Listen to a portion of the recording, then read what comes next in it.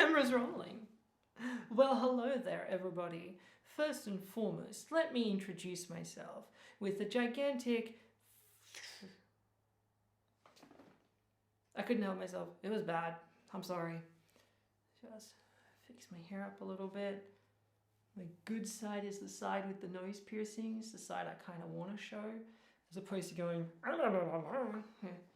Well, it's a little better, I think.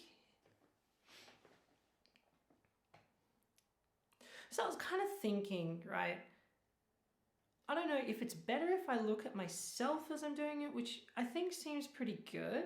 From what I can tell, the eye positioning seems pretty neutral. It doesn't seem as if I'm looking off into the distance or that I'm staring into the camera deep into a person's soul. So I feel like maybe this is a better, more neutral kind of position to be.